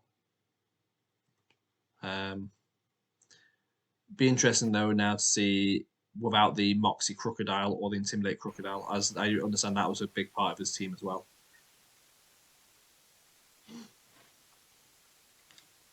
But I still think his team's solid enough. I like the pickups, and he kept some of his main. He kept the majority of his main pieces, and I think he shored up some of his weaker modes. I think he's just made his team a little bit deeper. Maybe just wanted to freshen up with a few new picks for his team.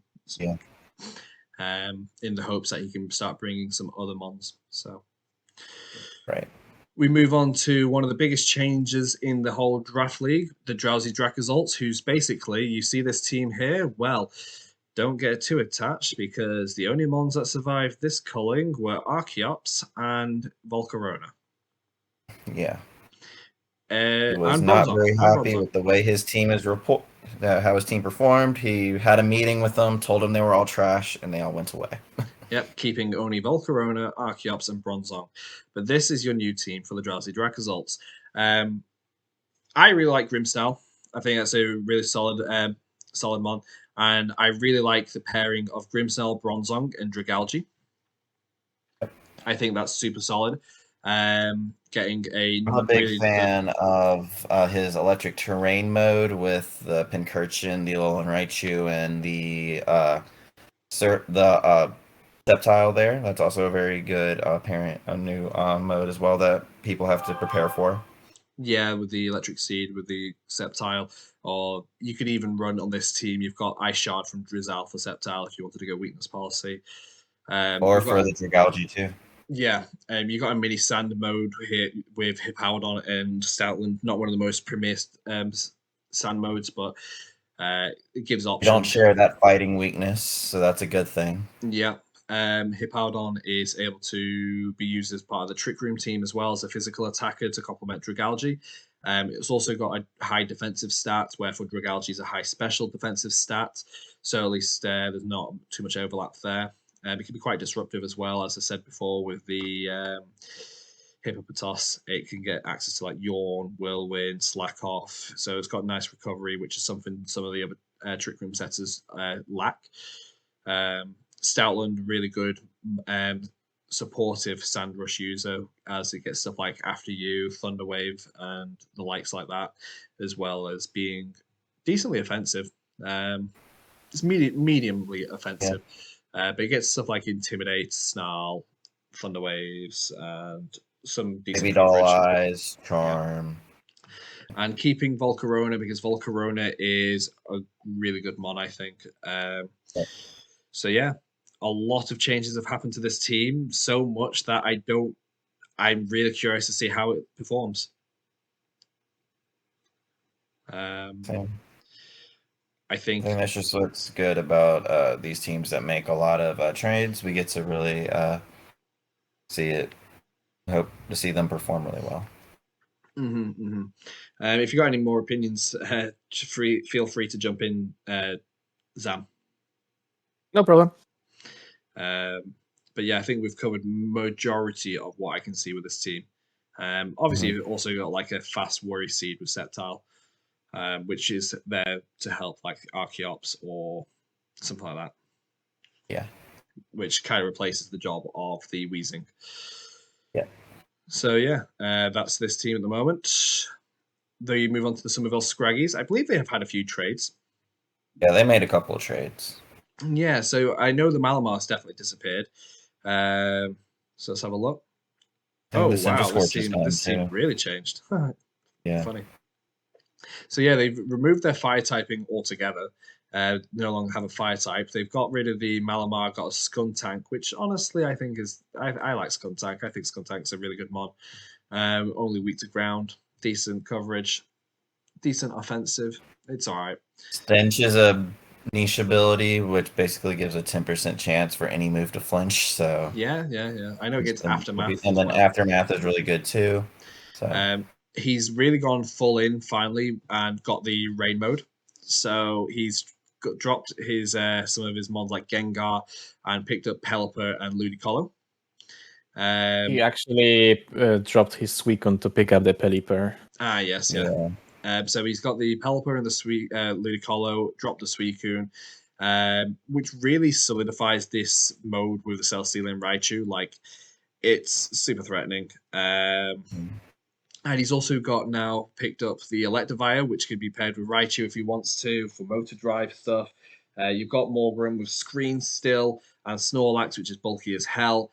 And to top it all off, you've now got him picked up the Stonejourner, which can really help to just get that extra damage increase to like Celesteela.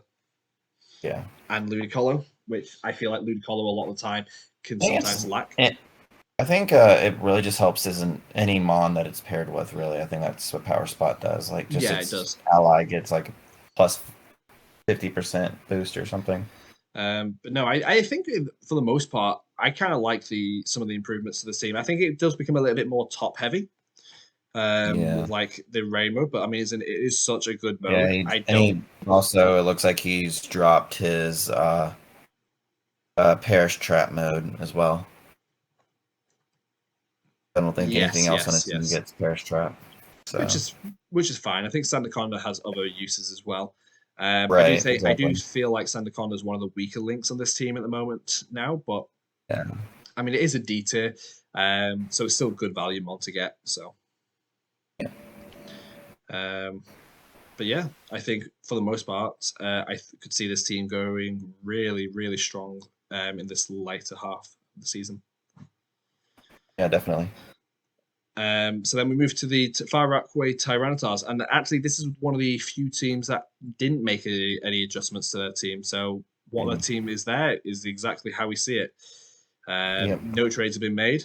Lucian is keeping to his initial draft as much as he can. It's going really well, really. 2-2. So he obviously sees no real reason to make any changes.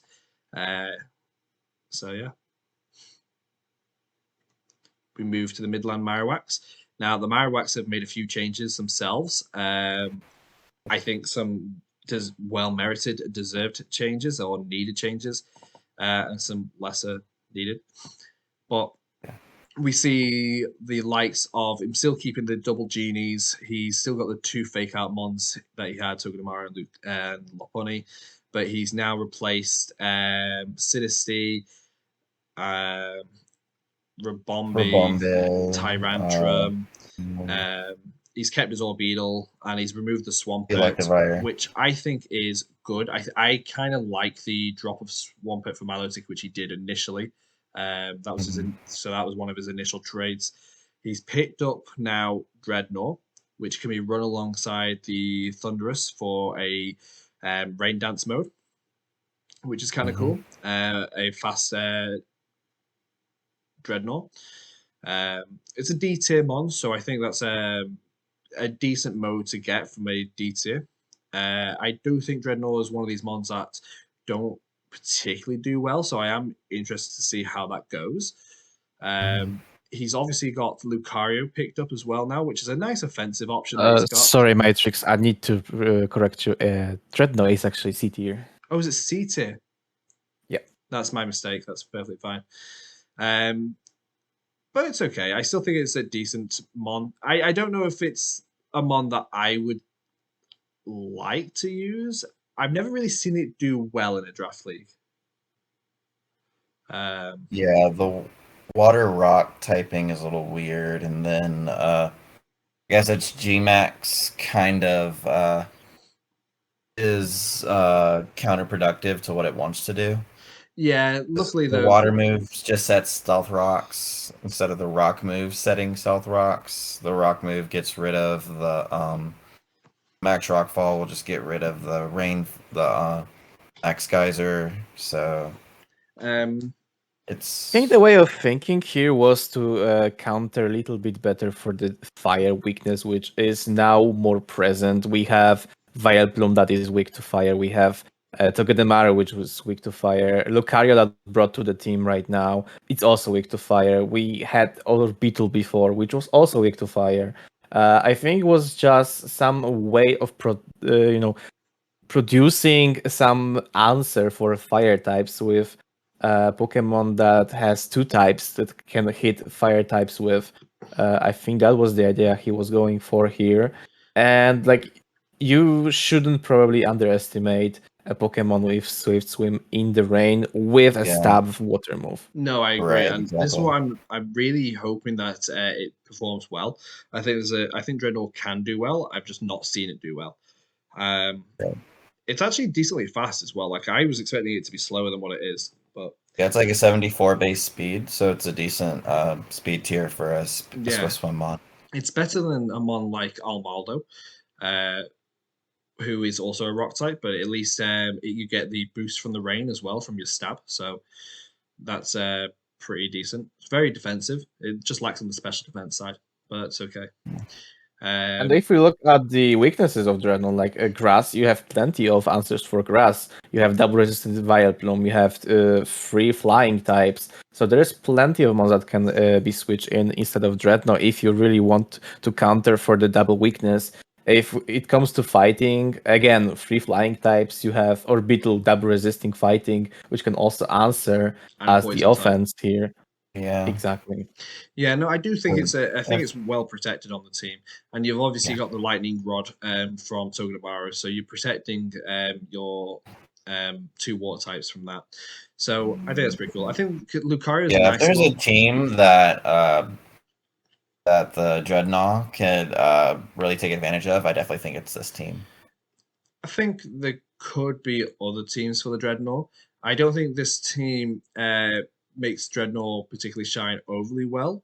Right. But I think it's not misplaced on this team. If you that's definitely valid as well.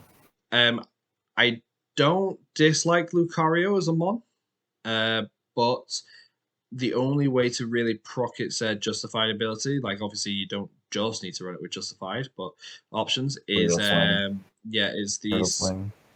Brutal Swing, but you've also got beat up on Scrafty. It's just going to be a lot slower than your Lucario. Yeah. So you'd have to run a bit of a faster Scrafty to be able to get the beat up before the Lucario moves. But you do have Brutal Swing options, as you say. One of my favorite pickups of this team is the Vileplume, to be honest. I really like the Vileplume. I think it creates a nice defensive piece from the lower tiers. And in truth, Vileplume isn't a D tier mon.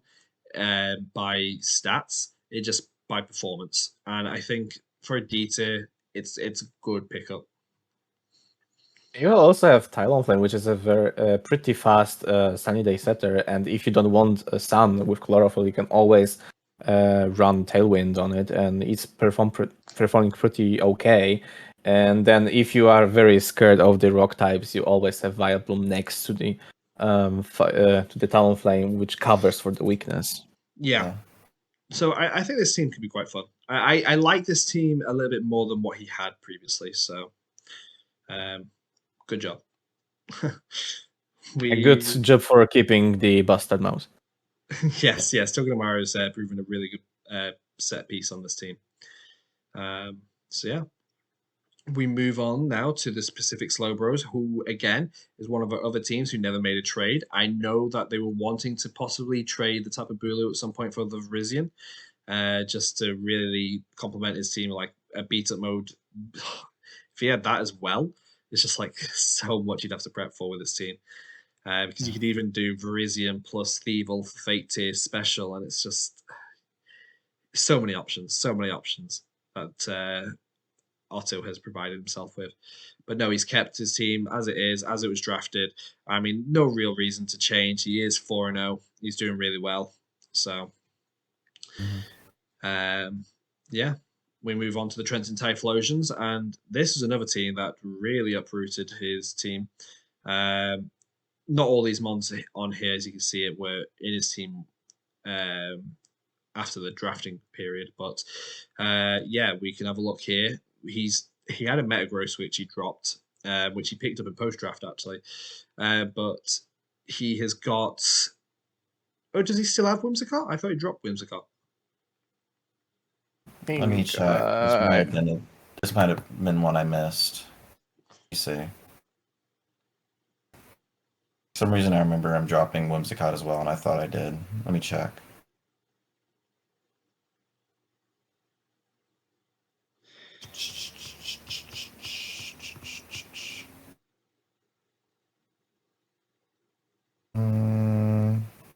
Yeah, it's Suicune. Yeah, it's Suicune. I'm sorry. Oh, okay. That's fine. Just imagine that is Suicune. So yeah, he's dropped the Whimsicott, picked up Tornadus instead as a Tailwind setter. He has Suicune on his team, which is another Tailwind setter. Duraludon's been picked up. He's got Tangrowth onto the team, which is already... he's just picked up Tangrowth, did he? Or did he not? I don't remember anymore. He did, He picked up Tangrowth. He's kept the Ditto. He's got Luxray. He's picked up Greedent and Rapidash. He's really shaking this team up. And honestly, I don't know what's happening. His team, I think he's tried to split his team from being overly physical. So prior to these trades, his team was basically all physical mons. With maybe one or two special supports, but nothing major. And I feel like he's tried to make his team a little bit more split, having the Garchomp and Duraludon being physical or special, neither of which share a weakness, so I suppose that's good. Rotom Heat can be quite a threat, so that's a nice special mon that's added on. I personally not a big fan of Rotom Heat, but it can be threatening. Especially as a max target. Yeah. Honestly, I don't know what else to really say. I can't see any obvious synergy. Suicune is a very good addition in my mind. Like, I think Suicune is a good... It's defensive water type. You can never go wrong with a defensive water type because it's definitely the most defensive of the types. Like, you have many answers. You can even go for a whole setup with just Suicune. There are just so many ways to enable it. It can also enable many mons like Duraludon. I love to use Duraludon. I used it last season and I absolutely love the mon. It just lacks on special defense and sometimes lacks speed. But with things like Suicune setting up Tailwind, then going for screens, like Duralon can be enabled so easily here. It's just the proccing the weakness policy, because without weakness policy, honestly, it also lacks some of the offensive side. But then there are other mons, like his star is basically a Garchomp. Like, it's without the question. It's always a force you need to be reckoned with. So definitely, I think it's improvement overall. Tangrowth can be very annoying, especially like if you look at some of the mons that could use some help with Rage Powder. It can help a lot. Like, you have a lot of ice weakness here still. Like, you have Tornadoes, it is weak to ice. You have Garchomp double weak to ice. Tangrowth itself being weak to ice does not help a lot. If you pick a special ice type, Duraludon usually handles that, but not greatly. I can speak from my own experience. The only thing that really saves that is either Rotom or Suicune, both fairly specially defensive and resisting ice. So it could use some other work. I don't like Grident too much. Maybe for some Trick mode, which is probably unpresent here. Yeah, you got Rapidash as the only setter for Trick Room. Which is pretty fast. And the only one who's abusing it is Greedent with like a belly drum, but it needs like a belly drum to do it. So I do like the. It's definitely better than it used to be. Like Shedinja, didn't really see any place for definitely Shedinja. an improvement, and I think the team is a little more synergized than it was originally, but it's still a really hard synergy to really read. I think the only other thing I'd say is that Whimsicott versus Tornadus. I think for this team, Whimsicott would have been the better Prankstamon, but I can understand that the typing might not have been what he wanted, and maybe he wanted the Defiant ability, the possibility for Defiant as well. Like, you can run Defiant Tornadus, although it's not run as often. Right. And it does get coverage like Heat. It gets Fire type coverage with like Heat Wave and stuff, and special flying type moves. So there's always the possibility of doing a max Tornadus set. The only reason why I say like the Whimsicott might have been nice is because if it gets access to like fake tiers and priority screens, which really helps mons like Duraludon. Yeah. But Suicune, really good pick because of it's a defensive switching. Really helps mons like Garchomp, who can take an ice hit really well. It can take a max hailstorm really well. So it's a nice switching for max moves as well. Absolutely. So yeah, I do think there's some nice pickups here. And he got rid of the Shedinja. That he did. Okay, so we have a look at the MK Mimikyus. They did make some changes, I believe. Yeah, they did. So this is what the team basically was like prior to Future. Dropped on Crymych, I think. Yeah, they did. They dropped something for the Articuno. I like. They also dropped. Pickups. They also dropped Mamoswine. The Mamoswine, for Piloswine. Yeah. Yep. It went down basically and got the Piloswine. Mm-hmm. But then added Articuno. I think Ribombi's an addition. Yeah, Ribombi's an addition. Piloswine's an addition. Turtonator is already been there. Articuno, Registeel. So we've got 4 additions in Registeel, Piloswine, Articuno, and Ribombi. So it seems to be he's dropped the Mamoswine to make room for Ribombi, picked up Piloswine for one of his lower tiers, picked up Registeel in place of, I think, Alchemy, or you could argue Registeel in place of Mamoswine and Ribombi in place of Alchemy. And has picked up Articuno later down the line. I don't remember what he's dropped for it. Durant is also dropped. Sorry? Durant was dropped. Durant was dropped. I didn't know if Durant was dropped this time around or if he had it prior to. Or no, it was dropped, I believe. So I really like the Registeel. I think that's really threatening, to be honest. Like, Registeel could easily set up next to Gothita with the shell attack. With clear body, defense, it's so annoying to deal with. Yes, he's got such a very bulky duo there because he's able to stop you from switching out. So, like, if he has Registeel and Gothita, you've always got to be careful that you could be locked into whatever mod you lead, and the Registeel's just free to set up, and that could be a huge problem. He's got a very bulky team as it stands at the moment. He's got some real frail mons like Ribombee, Regieleki, Serena. I consider to be a little bit more frail. It needs like Assault Vest, but he's got some incredible bulk. Like Beware is really bulky. Articuno, other than rock types, is bulky. Registeel, Turtonator, Politoed. Like, it's good. He's got the Perish Trap mode, and he's now got a lot more bulk to support that. As a potential option, as well as keeping his Serena, which did really well for like weakness policy. You've got Almaldo with the Politoed and Regieleki, which is a great little core there. I still think Piloswine's okay. I don't know if there was a need for both Piloswine and Articuno, but maybe he wanted to keep the ground typing, and maybe he just found like Piloswine does the job of Mamoswine just as well. But yeah, overall, I think this team has become a little bit more threatening, more than anything else. Yeah. I would agree.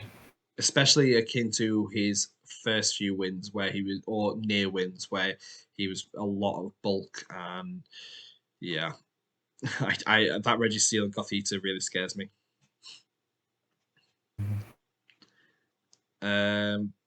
Yeah, so we move on to the Old English Eiscues. They actually only made one trade, I believe, and that was They dropped Noivern. Yeah, Noivern. they dropped the Noivern for Tornadus. That's their only trade. Did they also drop Dugtrio this time, or did they drop that prior to, in trade week? I think. Oh yeah, they did drop Dugtrio, didn't they? They did drop Dugtrio, and I think Mr. Rhyme, I think. Mr. Rhyme, I think. They've got Mr. Rhyme here and Tornadus. I think Tornadus is a great addition to this team. Like, this team is more about bulk anyway, and Noivern, although it was fast, wasn't really reliable to come. Tornadus is a good max target. So Tornadus is able to max Airstream and really boost some of the mons like Passimian, Arcanine, Kangaskhan, Rotom speeds, which are all these Midland speed tiers. So they can be running a bit more bulk and then outspeed what they need to. Yeah. It also has the Regenerator. Mm-hmm. It was like a U-turn. Yeah, and Tornadus is one of the... Sorry? Sorry, I personally really like Tornadus Freon form. I think it's pretty underrated mon in draft leagues, and I wish we could see more of this Pokemon. Like, Generator is a great ability if you pair it with a proper bulk and annoying tech. And the typing is also very original because we don't really have many pure flying types. If you have a proper setup with a probable Lightning Rod or something that can easily be switched in for like rock type moves or ice types like bulky, water type exactly like Rotom Wash, like it can be very very annoying to deal with. So I definitely like this pick. Yeah, and I really like it paired with Mr. Rhyme because of the addition of Mr. Rhyme gives him an Ice Shard user, which can really help enable Togekiss now. So Togekiss previously had nothing to really help enable it to be a weakness policy user, which it is one of its one of the modes it can run. But now he's got an Ice Shard user for both Togekiss and the Tornadus. Both can realistically run weakness policy. He's got a better chance at running a Crit Kiss this go around. I think a lot of his Togekisses were like supportive ones with like Follow Me, Yawn, Thunderwave, I guess. So this allows the Crit Kiss to be a little more of a threat. I also think this allows him to not have to rely on maxing the Arcanine as often, as his like beat up Arcanine to be the only way he can get some damage out. So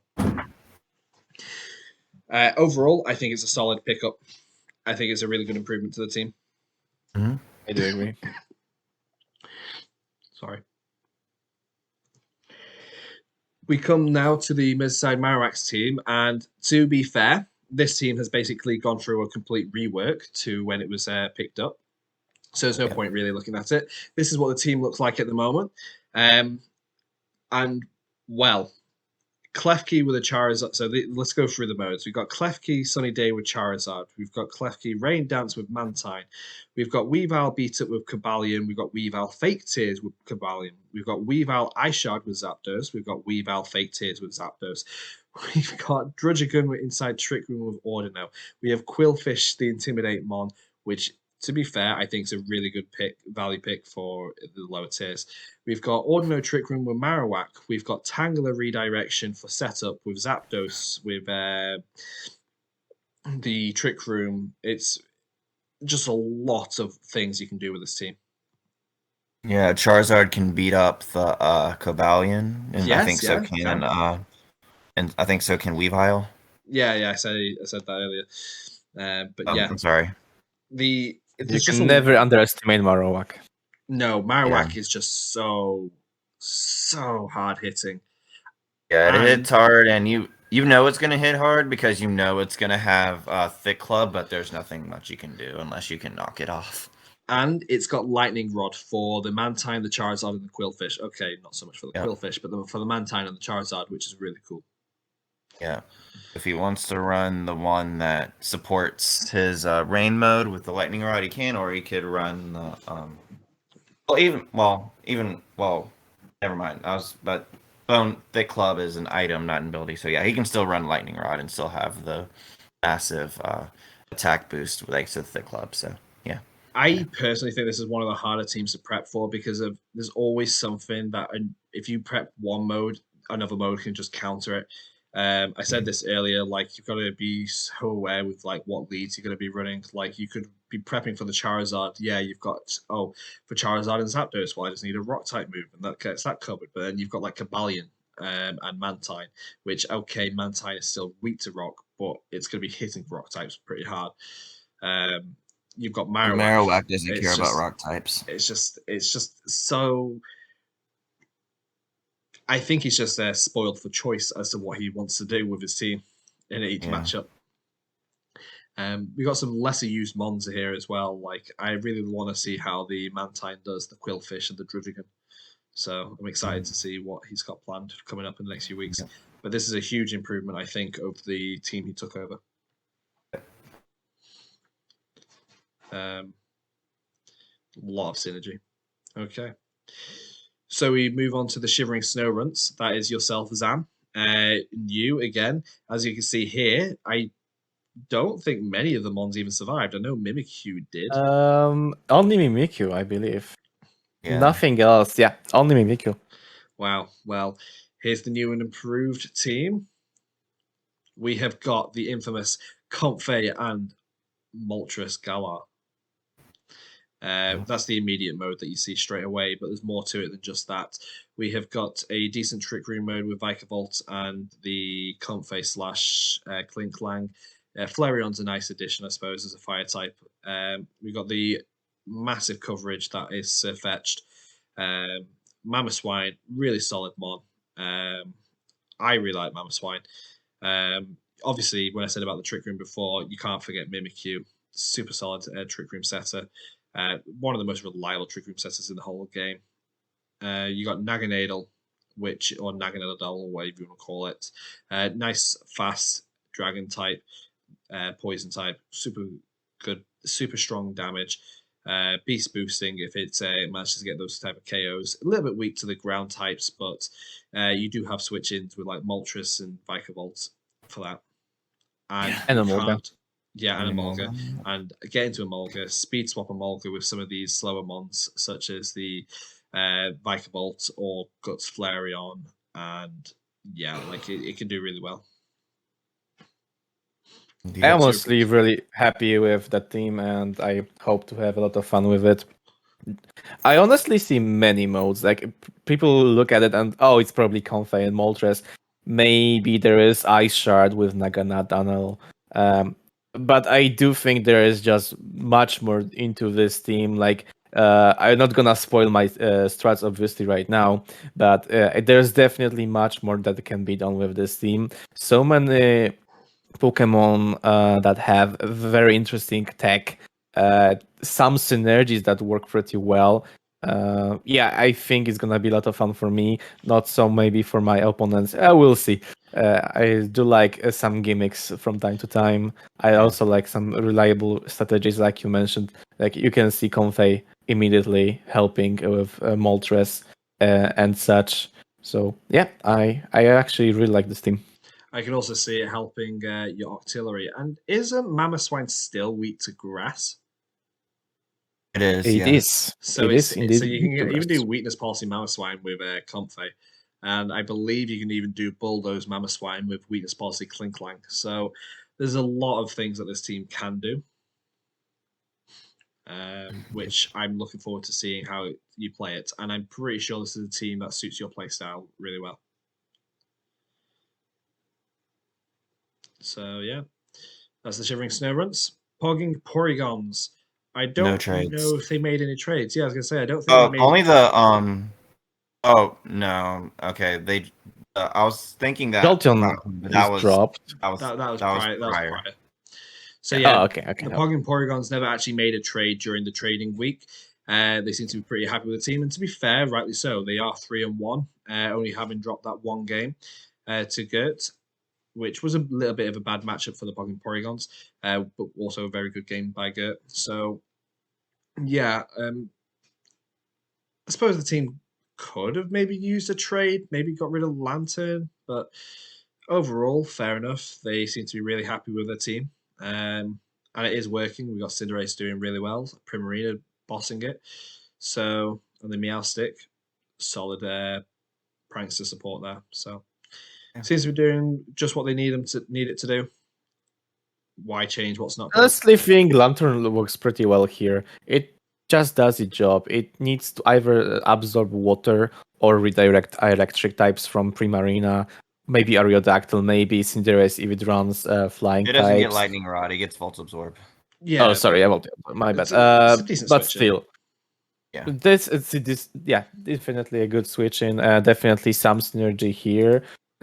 Honestly, I only unsure about Magnezone a little bit, but I can see its usage here. You can never underestimate Scarfed Magnezone, definitely. It's also a Steel type, which also helps with a lot of coverage.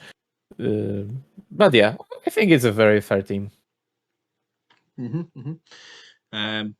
It's one of the teams I ranked pretty highly in the initial rankings anyway. As you can see here, it's my number 4. So, yeah, I think it's a good team. I think it's going to do well, even without any trades. Keep at it. Good going, OC. So yeah, and then I think our last team is the Milwaukee Xerneas. I believe there's been a few trades, such as Zatu. Yeah, they made a couple of trades.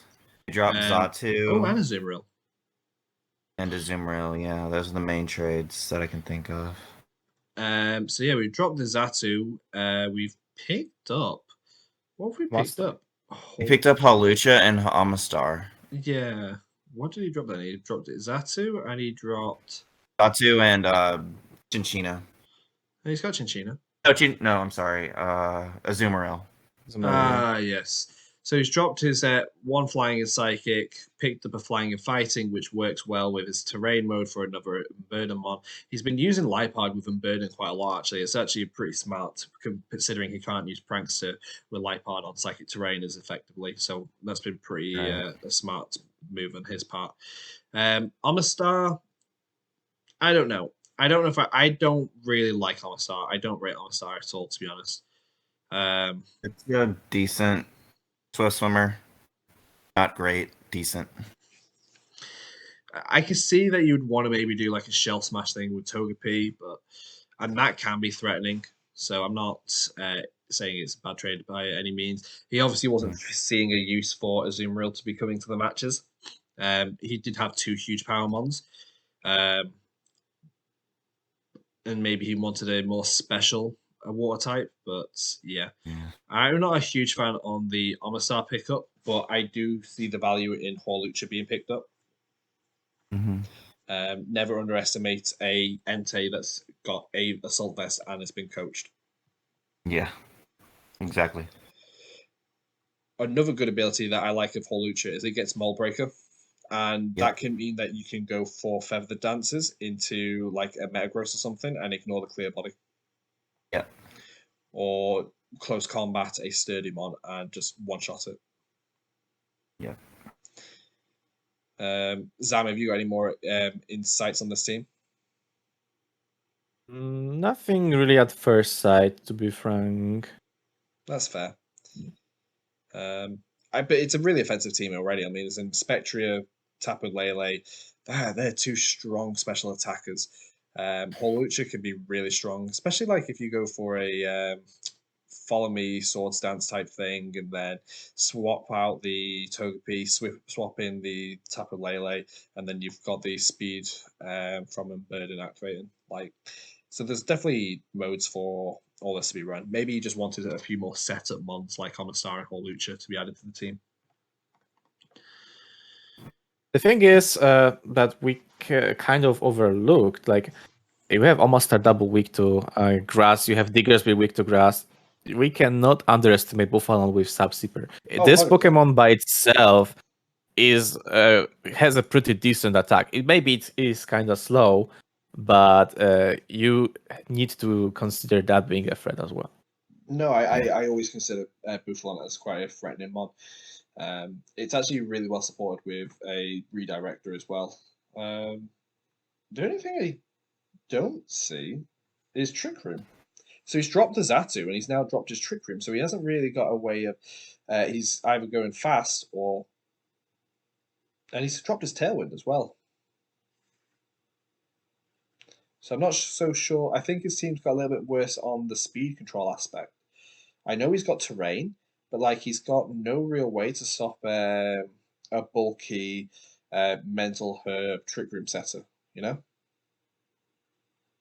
That is true. And Buffalon is one of those Pokemon that can definitely use a Trick Room from time to time. Mm-hmm. But we'll see. We'll see how he does.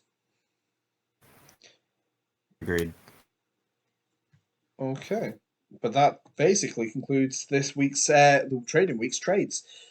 We had a good trading week. Got 13. Well, I guess now it's more. Well, 13 of the 16 teams made trades because both of the teams that dropped got replaced. So yeah, we had a lot of trades. Yeah.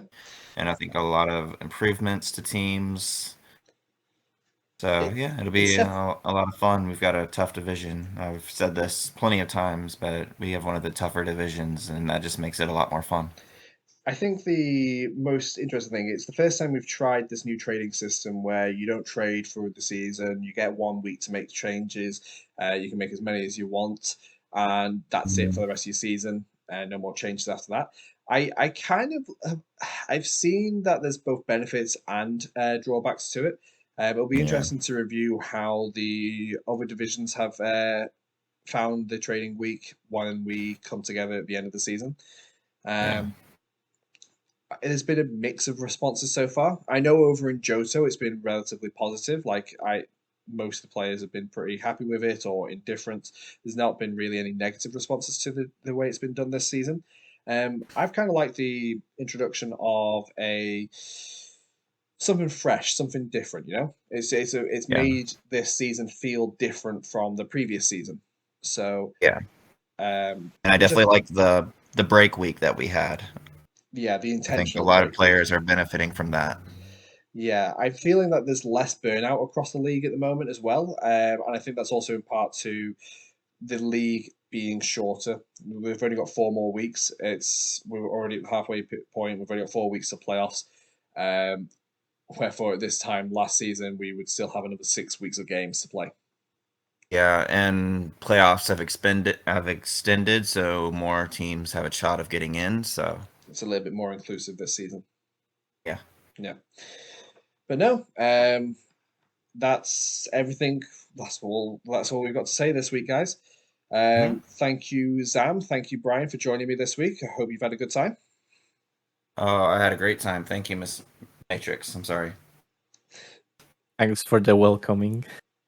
And I suppose was this your debut on? Yeah, that was my debut on the power rankings. It's also your debut on my channel, I believe. because I've never played you in a match and I've never spoke to you on on the channel yet. Yeah. So. No one subscribed to Matrix. He's got the perfect number of subscribers. No one You subscribed to did. Matrix. You joined us for a. I'm pretty sure you joined us for a ranking last season. I don't think he did. I think he I took. didn't. I didn't. Okay, fair enough. No worries. Well, Yeah, Crizzle did. AJ did. Thanks Those for. are the only guests we've had. We've had Carmine as well. Carmine, yeah. Thanks for joining us anyway. Been a pleasure, and hopefully we keep on track with this this next 4 weeks. We might skip a week here or there, depending on how the time goes, how our time plans out.